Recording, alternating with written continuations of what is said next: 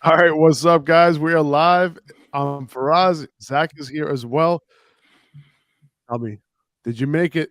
Did you make it to the second round of the fantasy football playoffs? Um, Big week. Interesting night last night.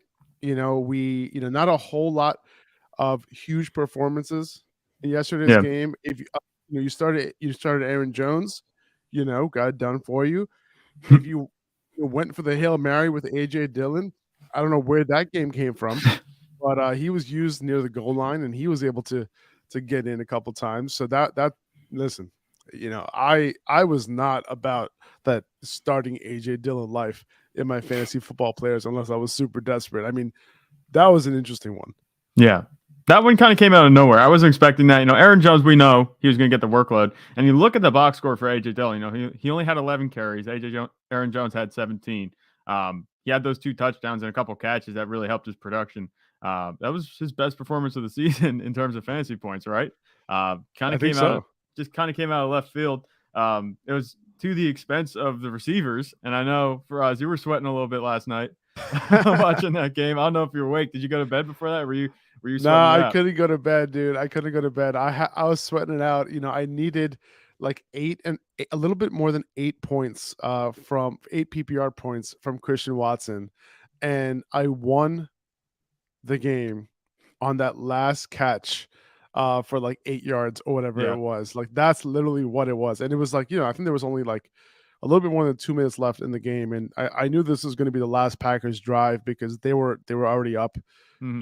By a decent amount. So like, there was no way they were going to get the ball back. So I was like, listen, if it's going to happen, it has to happen here. And you know what's crazy? Sleeper kind of messed up yesterday because they sent me and anyone who had Christian Watson on Sleeper, they might have got the same notification. Like, let me know in the chat if you got this yesterday. But I got a notification while I'm watching the game that Christian Watson made a big play. It was like a 34 yard completion, and he's out at the 2-yard line. So when I saw, and this was on that same drive. Mm-hmm. So when I saw that, I'm like, oh, let's go. And my wife was with me. We were trying to watch a show at the same time. I had the game on my phone, just kind of next to me, because I wanted to spend some time with her. So I had it next to me, and I'm watching the game. And I'm like, oh, and she knew what was going on, obviously. Yeah. So Tejas in the chat saying that he got that alert too. And I'm like, damn, like, so where's that play? I'm like, babe, I think he hit it. Watch this. Right. So like we're both watching it on my phone, and like it was like an Aaron Jones run. Yeah. And then like an Aaron Jones catch. And I'm like, wait, they're already at like the 15-yard line. Like how the hell did like Christian Watson score a 30-yard pass play? Right now, like it doesn't make any sense. So like, I kept on updating the app. I'm like, he didn't get no extra points for that. So I was still down, just by like a point or so. And then he got that last catch, and I ended up winning. And this was against Lawrence. Lord Don't Lose on Twitter and Instagram. He's really, really good fantasy players. So like I hit him. I know he's an early riser, so I hit him up this morning. And I'm like, hey man, got a little extra pep in my step this morning. But he was being a good sport about it. He has a lot of more important leagues to worry about. So it seems like he didn't care that much. So I did. Right. So I'm glad I was able to pull out the victory, even though it was super close. Both playoff matchups in our league were extremely, extremely close. Yeah, this week at least, because we had those teams on bye. But I was watching that. I couldn't believe it. I saw you also posted on your story this morning. I was like, I'm kind of happy I'm not worried about the playoffs at this point. You know what I'm saying? It's too much stress. It's too much. Like my stress is over with. Now I could just focus on giving people their advice that they need. You know what I'm saying? But no, 100%. It was a quiet day for the receivers. Although Romeo Doubs, he got 5 targets. I mean, that was right up there with all the pass catchers that were, getting a target share. He didn't look too bad, coming back. He's been out for a little bit, so it looks like they're going to feature him in the offense. We could see a little bit more of him moving forward. I thought maybe Christian Watson, he should have had a bigger game, but it looks like Romeo Doubs coming back kind of affected his work a little bit. It was also just a quiet night overall. Like when the running backs were playing the way they did, you're not going to have to throw it a whole lot. And then they were up for most of the game. So exactly. And you know what? And a buddy of mine texted me saying like, after that Christian Watson catch, the one that won me the game, he needed another point or so to win. And he Yeah. he texted me the screenshot, and I'm like, oh no. Like, and then what ended up happening the next play? Aaron Rodgers, right? He signaled to Christian Watson that he's gonna, run that, quick slant or whatever it was. He wanted to get Christian Watson the ball right off the snap. Christian Watson didn't see it. So he ended up just blocking on the play, and Aaron Rodgers just threw it out of bounds. So that could have been a touchdown for Christian Watson right at the end of the game. Right. So that was a huge blow for a lot of people who needed some more points from Christian Watson. That was super disappointing. Like if that was me and I needed that, dude, I would be so upset because I'll be like, dude, Christian Watson, like the play was right there. Aaron Rodgers was literally going to hand you a touchdown. He just didn't see the audible. So I had something like that happen to me earlier in the season where Devontae Adams needed one more catch. And they went, that was against Seattle. They went into overtime. The entire last 6 minutes in overtime. Oh, it was the Josh Jacobs game. They didn't throw it to him once. I couldn't believe it. I needed 1 point. But it happens sometimes, So I feel for whoever that guy was. I know. Yeah.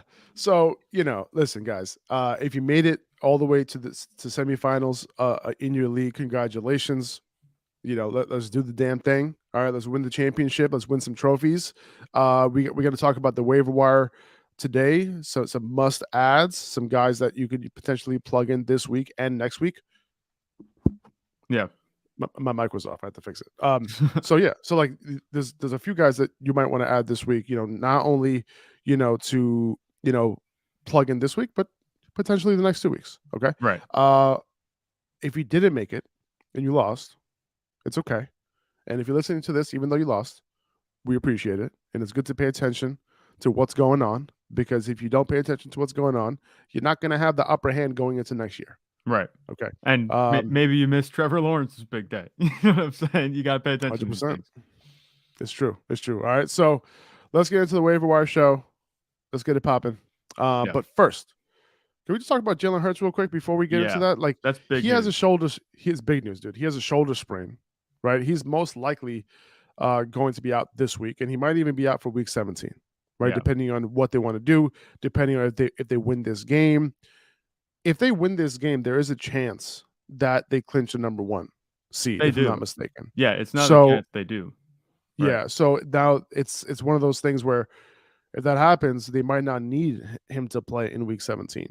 So you're going to need some, potential options here. This is terrible news, obviously, for anyone who had Hurts carry them to the playoffs. Obviously, if you had him, this week, he helps you, win this first week of the playoffs, hopefully, with an unbelievable fantasy performance.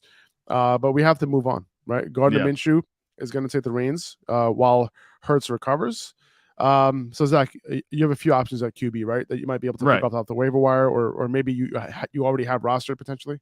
Right, definitely. Well, first, I think you could think about, Gardner Minshew. You can maybe plug him in. It's a tough matchup against Dallas, but they've been a little bit rough recently. He's probably going to be available. If you want to go get him and there's nobody better on the wire, you could probably pick him up. It's not going to be possible to replace 1-for-1 that elite consistency and production you were getting from Jalen Hurts, but you'd be dishonoring the hard work that he's been doing by not addressing this situation and making sure that you win the championship. So he's gotten you this far. Go on without him. This is who we're going to be picking up. The obvious answers, in 1 QB leagues are going to be more available than in 2 QB leagues. You have Jared Goff and Derek Carr. Goff, he has an excellent championship schedule. He faces the Bears in week 17. They're allowing the most points to quarterbacks over the last 4 weeks. And then the Panthers are a little bit more middle of the pack in week 16. But it's not a bad matchup schedule for Jared Goff. The Steelers and Mitch Trubisky actually had a decent day against his Panthers defense. So it wasn't that bad. I like Jared Goff's schedule. And then Carr's schedule isn't as good as Goff's because he doesn't have that matchup against the Bears, but he was able to get it done last week against a tough Patriots defense. He did throw 3 touchdowns, and none of those were with Devontae Adams scoring. So it looks like he's going to be able to distribute the ball in games where, the matchup isn't perfect. We've seen that and talked about that a couple of times on the podcast. So those 2 guys, they're obvious answers.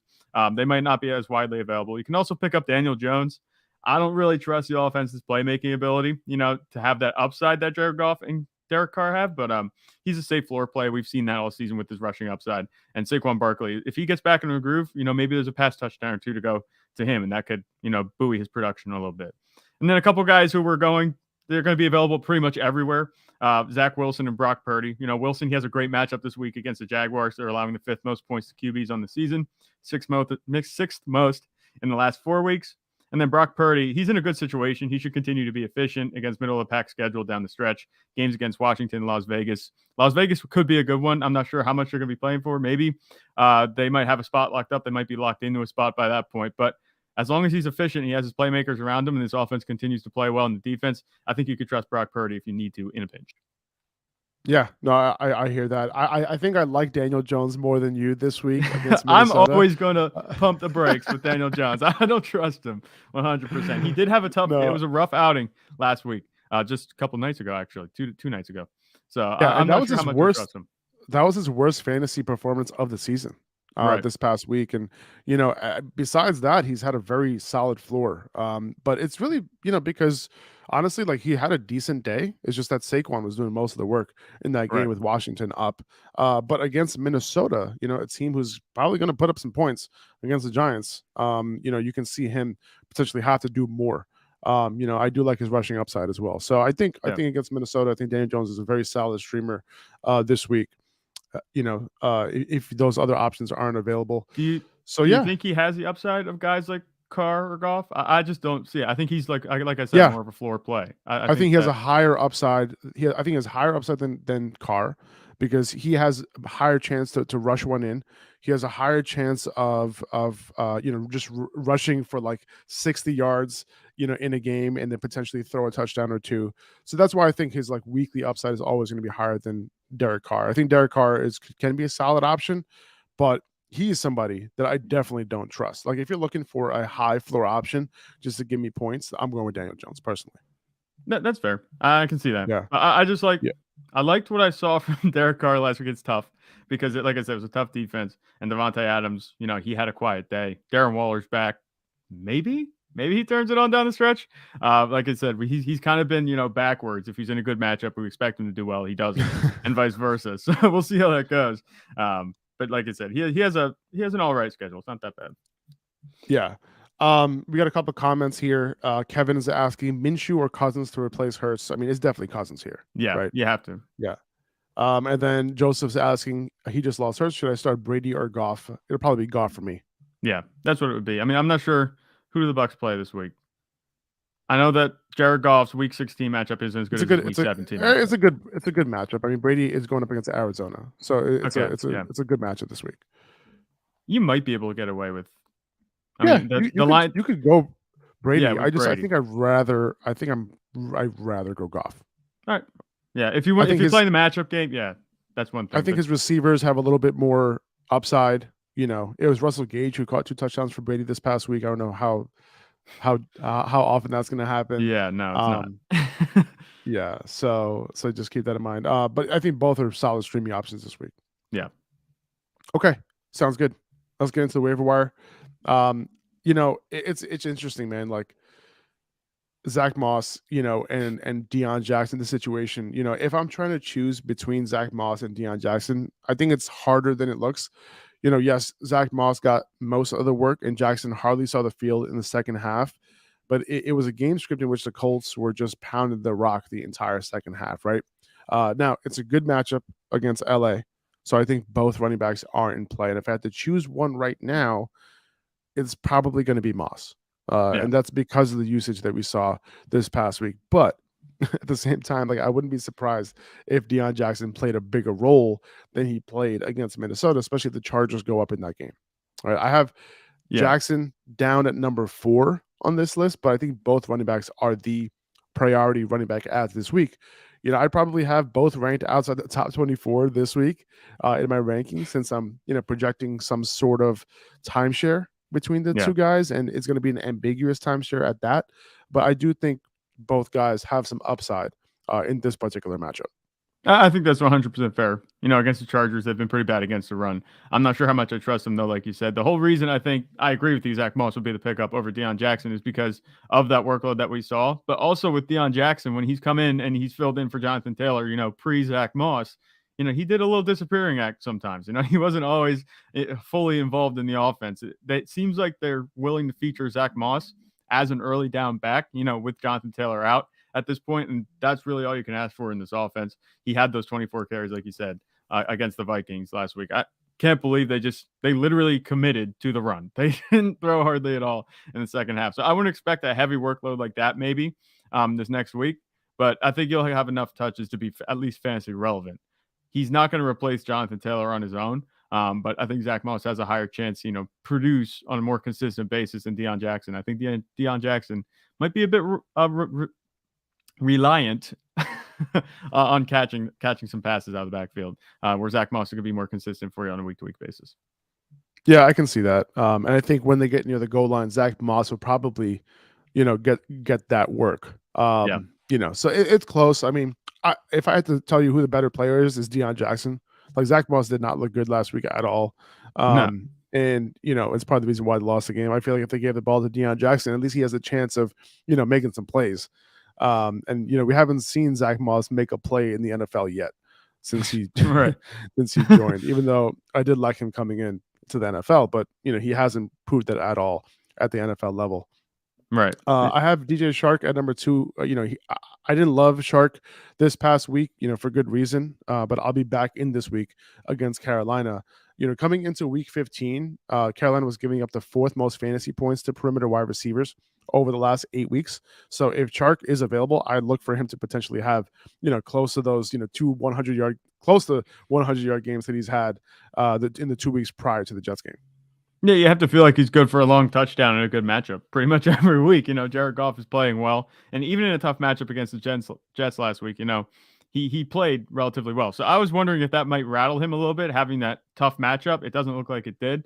He had a quiet day, but there's no reason to think that he can't get back to doing what he needs to do. I like Jared Goff definitely this week. He hasn't turned the ball over, I think, in 6 weeks, which is really good news, for the Lions and the offense as a whole. These receivers, they've been getting open. They've been doing their thing.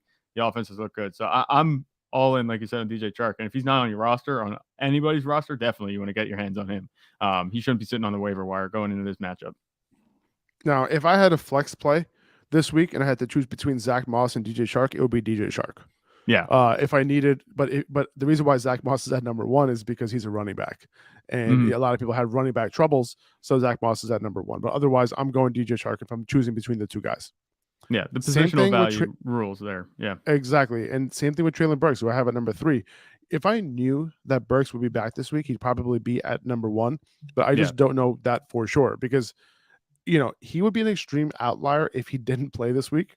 Right? Guys don't miss 3 games after a concussion, but he didn't even get a limited practice in last week. And, by the way, football week starts earlier with so many games on Saturday, with Christmas being on Sunday. So first practice of the week for a lot of these teams is going to be on Tuesday, which is today. Okay, so including the Titans, they play on Saturday. So, we should find out about Burks today. My guess, he'll have a limited practice in today, but if he's practicing in full somehow he just projects right to a full practice, he might move, all the way up. Maybe I'll move him. I still think I might have him behind Chark this week because it's a little bit of a tougher matchup for Treylon Burks, but it's not the best matchup against the Texans. But I think Burks is a player who can overcome that. But yeah, I think he would be somebody that I might even choose over Zach Moss if I knew that he was going to play this week. I'm in full agreement. Treylon Burks, we saw what he was doing. He had that one long catch for a touchdown against the Eagles before he got that concussion. He's been out since. But even before then, it was a tough matchup too. Yeah, and even before then, he was stringing together good matchups. Where he was getting the target share, he was putting up the production of long touchdowns, the one fumble touchdown from Derrick Henry that kind of spurred this whole streak on that he was going on. But I think in this matchup, this is a Titans offense that is desperately in need of some playmakers at the pass from pass catchers. I mean, Chigoziem Okonkwo has come on a little bit, but Ryan Tannehill threw the ball 22 times last week. That's not anywhere near enough. It was so one-dimensional with Derrick Henry. He was their leading receiver, I believe. So I think that you have to look at Treylon Burks at the situation that he's stepping into. He's going to have some volume right off the get because the way he was being used heading into the games before he was injured, it looked really good. He was starting to come on, and we know the type of talent that he is. I like Treylon Burks if he comes back this week. I think that he should definitely be top priority if we know he's going to play. That's just been the problem already through his short career. He hasn't been on the field. So we'll see if he can, clean up those injury issues. That's obviously something that's kind of out of his control, but we hope that we can see him stay healthy for this championship stretch. He could be a value and a really nice flex play the rest of the way. Who would you rather play, Chark or Treylon Burks, if both of them played this week? That's really tough. I like I think I like DJ Chark just this week. There's a chance Treylon Burks. I don't think he's going to be limited or anything, but I think DJ Chark has a better offense that he's working in. He has a little Right. bit more competition at receiver, obviously, with Amon-Ra St. Brown. Treylon Burks has Mhm. Chigoziem Okonkwo at this point. That's really it. So I think that DJ Chark, even though he has a little bit more competition, I like his upside more. He can take the top off of defense. And with the way Jared Goff is playing too, I think it's just a better matchup for him overall. Yep. Yeah, I feel you on that. We talked about Deon Jackson. I have him at number 4 here. Marquise Goodwin at 5. Tyler Lockett most likely missing this week and possibly the following week as well with that broken finger. And we've seen, Goodwin pop off at times, right? So the Seahawks have the Chiefs this week. So it's a matchup where Goodwin can do something if you need a flex option or if you need some upside. Right. And you have to figure with Tyler Lockett out that, Marquise Goodwin will get a little bit more run this week. I think that you look at the way he's produced, even with Tyler Lockett, he's been like a spot performer. He catches a touchdown here or there, and he was really the thorn in the side of DK Metcalf and Tyler Lockett owners. I think it wouldn't be too crazy to see him kind of step into a heavier, workload, just like Tyler Lockett had. Because they were being used, DK Metcalf and Tyler Lockett, interchangeably, essentially. And that's why we've had them ranked next to each other for the past 4 weeks. I think Marquise Goodwin can step right into that because he's actually demonstrated some pretty good chemistry with Geno Smith. I like the matchup a lot more this week, too. Obviously San Francisco was tough last week, but Kansas City should be a good one. So I think that you can start him as a flex. And I wouldn't, sweat it too much at all. I think this is a really good pickup. He should be available on a lot of wires because up until now, it was just a two-headed attack between DK Metcalf and Tyler Lockett. Yeah. And I have Elijah Moore at 6. I think he's a solid option this week against the Jaguars. Another good matchup out of the slot for him. Zach Wilson did throw for more than 300 yards against the Lions last week. Coming into last week, the Jaguars were giving up the second most fantasy points to slot wide receivers over the previous 8 weeks. So I think solid flex play with him being a full-time player. Again, I preferred in PPR leagues, who knows if he scores or not. But I think now that he's a full-time player, PPR flex play, solid pickup if he's available. That's the biggest thing for me. Like we said, this whole, full-time player thing actually sticking around for a few weeks, that's good news for Elijah Moore. And that could kind of put him right up there, like you said, with most of the Jets receivers not named, Garrett Wilson. Obviously, he has the upside, but I think Elijah Moore, he could come on.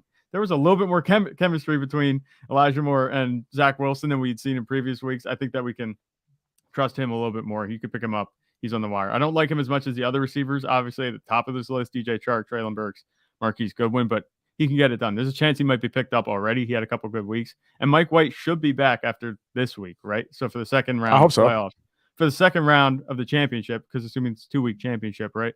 I think that you should be good. Yeah. Yeah. And also, the Jets have Seattle in week 17.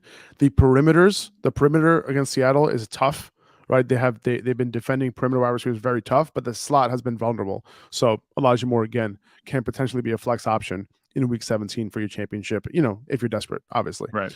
I got Tyler Allgeier at 7. He got volume. He produced. Just keep in mind that his role didn't really change. It's still a 50-50 split between him and Cordell Patterson.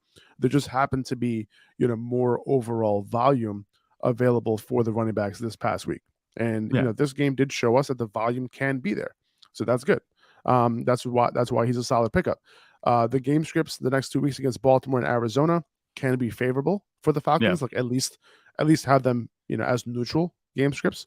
So he's a decent flex play the rest of the way. I'm kind of intrigued by Tyler Allgeier. It's worth noting that in Desmond Ritter's first start that he saw a season high in carries and rushing yards, and he had his best performance of the season. That was with the Falcons being down at one point in the game too, at 14-0. So I kind of think that this workload could kind of increase or just, stick around at this higher rate that we've seen that we haven't seen in the past few weeks.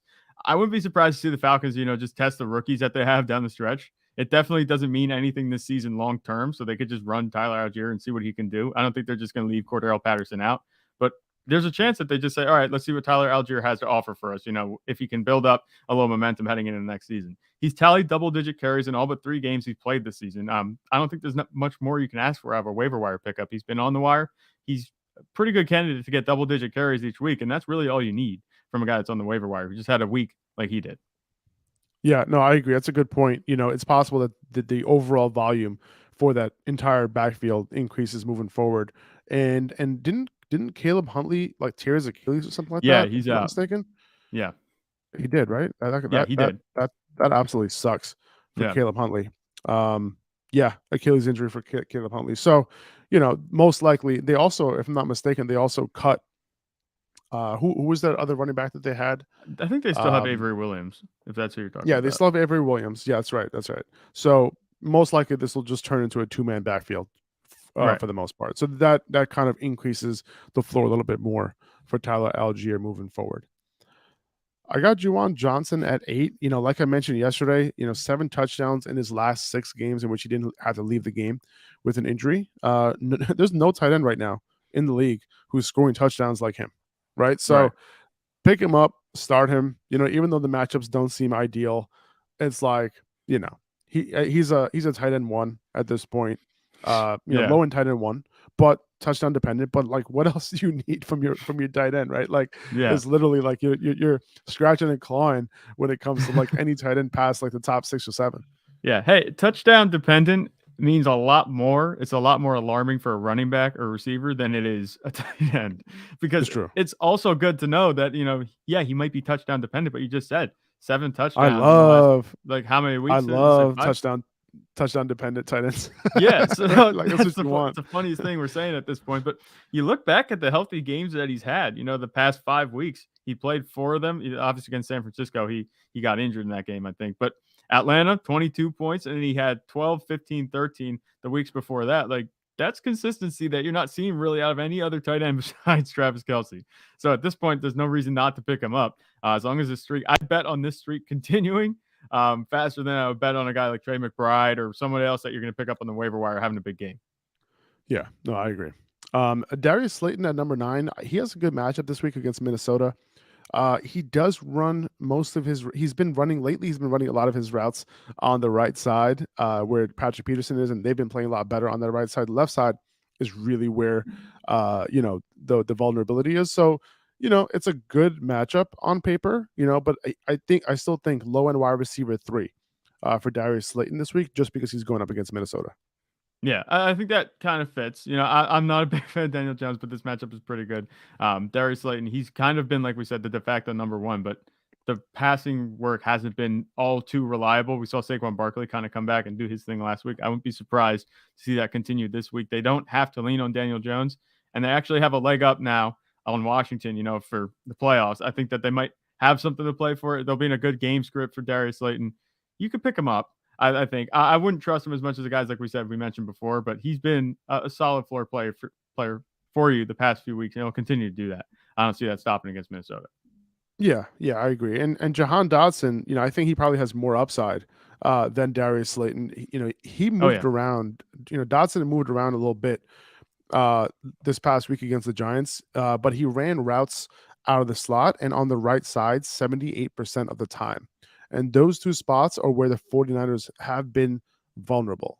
So, yeah, like I might be okay starting Dotson this week as a low-end wide receiver 3. Early on, I'm like looking at this 49ers matchup. I'm like, I'm not sure if I want to. But then looking at it a little bit deeper, I'm like, you know what? Like Dotson's kind of a good start this week. Yeah, he's like an under-the-radar start. I wouldn't call him a good start, because it is the 49ers defense that we're talking about. But I think he's an under-the-radar guy, someone that you might call a sleeper. I mean, you had your sleeper last week. I mean, was it Jahan Dotson? Yeah. So could he be a sleeper for 2 weeks in a row? We'll have to see. I think he can get it done. Washington's offense, it didn't look very good against the Giants last week, but it's a tough test. I could see him hanging around in this game. This game means a lot for their playoffs, the playoff clinching scenarios or whatever you want to call it. I think that Jahan Dotson has a chance to have a good game. I'm not sure Terry McLaurin has a good game. I don't like Curtis Samuel. Obviously, you haven't really been starting Curtis Samuel this year.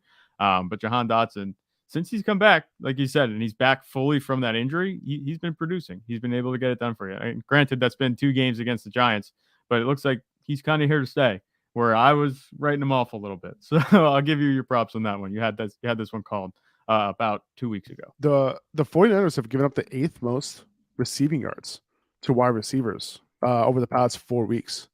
So something to keep an eye on there, right? Like their defense is good. Good pass rush, good pass rush, good rushing defense. But when it comes to the secondary, a little bit spotty there. especially when it comes to wide receivers. I just wonder how Heineke's going to fare. I mean, Yeah, I'm assuming they're agreed. starting him, right? I think there's a chance if he has a tough go of it. They said they're sticking with Heineke for now. Maybe do we see some Carson Wentz in this game? Maybe it's dude.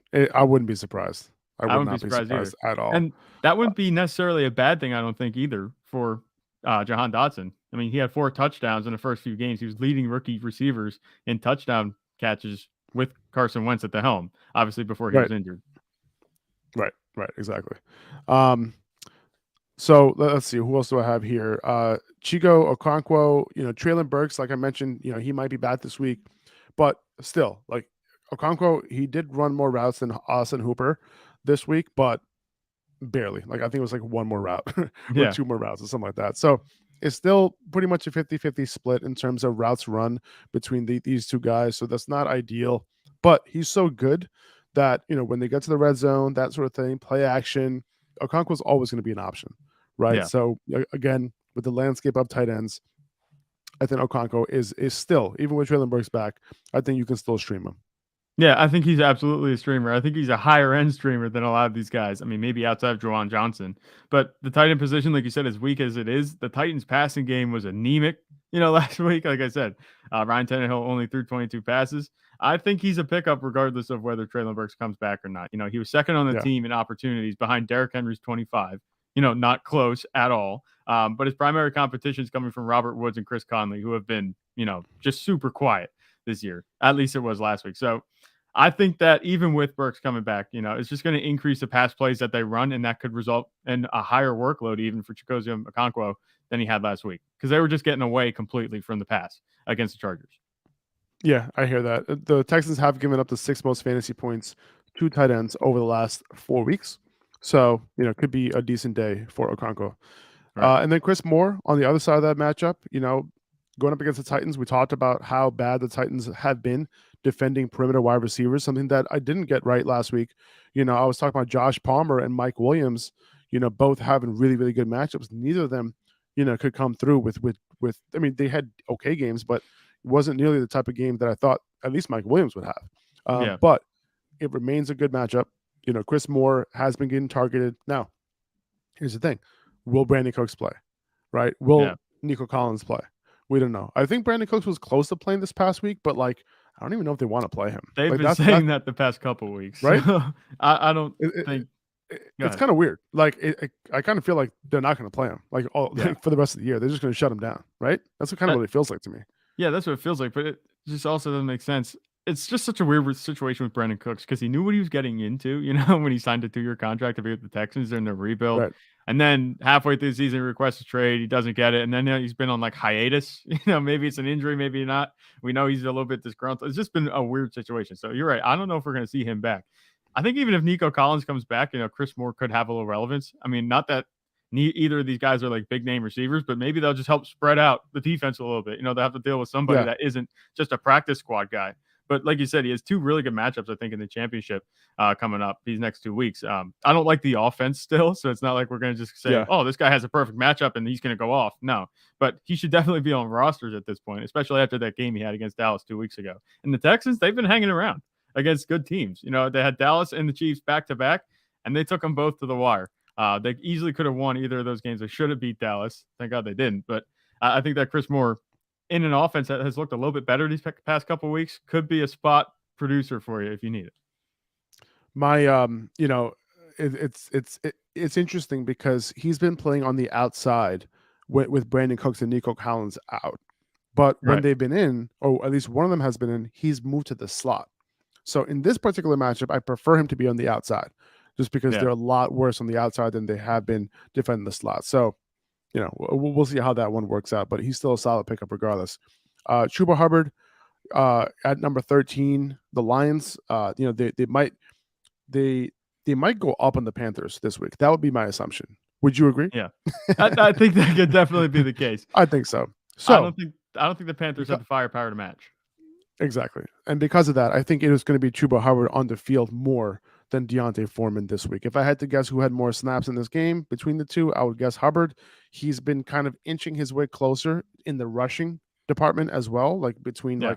like, this overall running back rushing share for the Panthers. And then on top of that, he's the primary pass catcher. And he's been a little efficient in the pass game this year. So especially lately. So now Yeah. I see him potentially having, 10-point floor in this game against the Lions, mostly, in PPR leagues, coming out of the backfield. So I think he's a solid pickup. If you desperately need a running back, he's available in a lot of leagues. Yeah, I like him more than Foreman, definitely this week.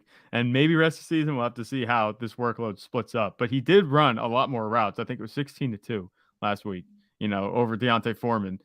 So I think that he definitely has, like I said, the receiving work is what's keeping him afloat, and that's perfectly fine, in this offense, and especially in a matchup where, like you said, they might end up going down. He'll be catching some passes. If he gets 5 or 6 passes, there's a chance he scores 2 on the ground. He had a couple goal line carries, I think, 2 weeks ago. So he was like you said, he's inching closer. Things are trending up for Chuba Hubbard, where things are going, kind of downwards for Deontay Foreman. I'm not sure how much I agree with that. I think Deontay Foreman should, get at least a decent share of the pie. I think that he has the talent to do that, but the way things are trending right now, obviously we don't have control over that. We could say we wish whatever we want, but Chuba Hubbard, he's trending up right now. And I think he's a guy to have at this point in the backfield. I wouldn't drop Deontay Foreman just in case things turn around. Right. But at Chuba Hubbard, I would start him. I'm not starting Deontay Foreman this week. I agree. And, it's really game script, right? Like Chuba Hubbard was on the field for 63% of snaps last week, and it's because they were down in that game, especially later on. And I think that's going to be the same case this week, and potentially in week 17 against Tampa could be something similar. I would expect that game to be a little bit closer.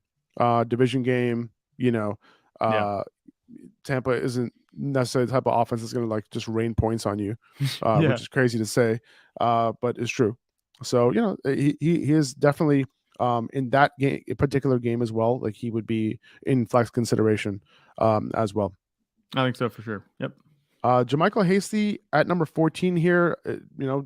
Calm down, everybody. Everything's fine with Travis Etienne. He actually did practice in full yesterday in their full practice. First practice of the week. So, that ankle scare that he had during the game, he wasn't on the injury report coming into this week. So that's a good sign. He'll be good to go against the Jets. Not a great matchup for him, but whatever. The reason why JaMychal Hasty is on this list is because it's a Thursday game, right? You might have an opportunity to pick up a Thursday night player, a handcuff for Thursday night, and potentially drop them. If you play on Yahoo or Sleeper, or your league settings are such that you can drop any of your bench players between Thursday and Saturday, or between Thursday and Sunday, as long as they weren't in your starting lineup, you could do that, right? And that's kind of why I'm saying pick up JaMychal Hasty just in case, because the Jaguars play the Texans in week 17. Right. So if anything were to happen to Etienne, you have almost a must-start player in JaMychal Hasty, who got a far majority of the snaps in that one game when Etienne was out, right? Yeah. So, or at least in the game where Etienne went out early in that first quarter. So someone just pick up and stash for this week, pretty much. Yeah, we're not picking him up to play him in our lineup this week, assuming nothing, goes downhill with Travis Etienne. But this is the kind of move where, like you can't get hurt, especially if you have the room on your bench. Just pick him up and see what he does. I know you've been doing this all season, every Thursday night. And we see the, feed light up. Faraz made a roster move. Faraz made a roster move. So I know what you're saying. Yeah, JaMychal Hasty, definitely, I would pick him up just in case. It is a short week. I don't think, he's going to have any type of workload that's going to be challenging Travis Etienne. But maybe if, we don't want to get too ahead of ourselves either. We know the Jags might be trending towards playoff contention, depending on how the Titans do down the stretch. If they go up maybe in a game against the Texans, maybe JaMychal Hasty gets some run at the end of the game so they can keep Travis Etienne fresh for the playoffs. Like I said, you don't want to get too ahead of ourselves, but that's just a potential thing I could see too, kind of working out in his favor. It's funny. I have another Giants receiver here at 15. Just I have Richie James at 15. He's just been kind of getting it done quietly, in PPR, just for a PPR floor if you need it in a good matchup against Minnesota. I even think Isaiah Hodgins is a little sneaky, if you're in a deep league, just because he's the one running routes on that left side that we keep talking about every single week against Minnesota. So just keep that in mind if you're in deep leagues. James Cook, I have him at 16 here. He caught that touchdown last week from Josh Allen. But the reason why I have him here is because if you're in a deeper league and you need a running back, this is Bears week for the Bills. Yeah. So it's one of those things where like there could be a lot of overall volume, like similar to what we talked about with Allgeier and Cordell Patterson this past week, where the overall pie was a lot bigger. And I think the overall pie for this running back rushing share this week against the Bears could be higher than normal. So we could see 15 carries for Singletary and like 13 for James Cook. It's very possible. Now, is it a risk to play James Cook? I definitely think it's a risk to play James Cook. But, if you're in desperate times, he's somebody that is an option. Yeah. Just this particular week. Desperate times call for desperate measures. And if you're picking up James Cook, you don't want him starting against anybody else besides Chicago, who's been just terrible against running backs this year. And that's why that was just like, salt in the wound of Miles Sanders having a bad game last week. I know, you just expected so much more out of him against this Bears defense that's just been terrible against running backs. I don't think James Cook is going to capitalize. I don't think he's going to have this humongous game. But like you said, in a desperate spot, you could maybe start him and get away with it. The Bills could go up. I want to say that loosely because the Bears have actually been competitive. That's purely because of Justin Fields. But we'll see how things go. If they go up, maybe James Cook gets a little bit more run down the stretch. He has been the pass catcher, though, and Devin Singletary does, kind of salt the game out. We'll see how it goes. When you get to this part of the waiver wire, you're just kind of shooting for upside here. I think James Cook, he could be a nice play, just given the matchup. It gets a little bit diluted with, why are we picking these guys up? The matchup, I think, alone is enough to have him on your roster, at least for this week, because his value can really only go up. And another guy you can shoot for upside is Romeo Doubs. He led the Packers in receiving yesterday, right? And this is his first game back. And I don't know if you saw this, Zach, but his route participation was only 30%. Yeah, he only ran 10 routes, and he was targeted 5 times. So that's a 50% target per route run rate right there for Romeo Doubs. So if he was able to do that in just a hand, literally 2 hands, full of, just that's all the amount of routes he ran. So moving forward, he has 2 pretty good matchups the rest of the way, right? He has Miami and Minnesota the next 2 weeks. It's 2 very good matchups. I think he's an upside play because and the floor is low, I still think, because the target distribution is a question mark, right? Would you be surprised if Allen Lazard led them in targets next week? I wouldn't. Christian Watson obviously still there. He's the play out of this wide receiver core, obviously. But I think, moving forward, Romeo Doubs is somebody that, we saw him get it done when he had opportunity earlier on in the season before he went into, the doghouse a little bit, then he got hurt. But he looked just fine this week. Aaron Rodgers was looking for him when he was running routes. So somebody to pick up and, potentially even play next week. Yeah, I think that Romeo Doubs, you could get away with starting him next week, maybe. And especially the week after, against Minnesota. He was getting targeted, like you said, at an extremely high rate. And that was on a low percentage of snaps. Maybe they're just kind of working him back from that injury. If he comes back and has 50 or 60% route participation, do you think that number could go up to 8 or 9 targets? I'm not saying we can't just extrapolate like that. It's not a positive direct correlation. But I think his route participation this upcoming week is going to go up to 75%. Okay, so 75. I think in 3 wide receiver sets, I think he's going to end up playing. Him and Lazard are going to end up playing over Randall Cobb. Yeah, if it goes to 75%, is that best case scenario? Do you think? No, I think best case scenario is 90% because. It depends on if they prefer to play Romeo Doubs over Allen Lazard, which I doubt would be the case. I would assume that in most 11 personnel, 10 personnel, Romeo Doubs will probably be on the field only for those situations. So yeah, I would say 75%. All right, that makes sense. I think that Romeo Doubs, he can definitely get it done. I like what we saw from him last night. If he gets, like we said, more participation, he can get more targets. I think Christian Watson still has the stranglehold on, Aaron Rodgers' top target. Allen Lazard hasn't really looked that way. He's been on the field the past couple of weeks. He's been, relatively quiet. Yeah. Would I be surprised? You asked if I would be surprised about Allen Lazard leading the team in targets next week. I would, at this point. I think with Christian Watson and Romeo Doubs on the field, and then A.J. Dillon and Aaron Jones. Aaron Jones, he's a good pass catcher and running back. I'd be surprised if he leads the team in targets next week. I'm not big on Allen Lazard at this point. I think that I would go with the youth movement here. Go Romeo Doubs and Christian Watson. Those would be the 2 I'd consider starting. Obviously, starting Christian Watson. But you can get away with Romeo Doubs, I think, as a flex. He has really nice upside that you're not going to see really with many more receivers on the waiver wire. 100%. Gus Edwards, I have him at 18. I think when Lamar is back, the Ravens probably won't be in negative game scripts, and I still think this is going to be as close to a 50-50 split as possible, with Dobbins leading the way.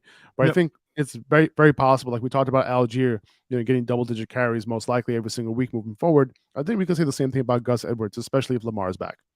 Yeah, Gus Edwards has kind of been a mainstay for the past couple of weeks. He's going to continue to get those touches. He doesn't have, I don't think, quite the upside of J.K. Dobbins. He's still going to lead the way, and we saw him. He has 2 straight 120-plus yard rushing games, and he's only going to get healthier. But I think as he's getting healthier, you can get away maybe with Gus Edwards. I wouldn't be very comfortable starting him, but just in case anything would maybe happen to J.K. Dobbins down the stretch, I think he's more of a stash than he is like a bench and play type of movement this week.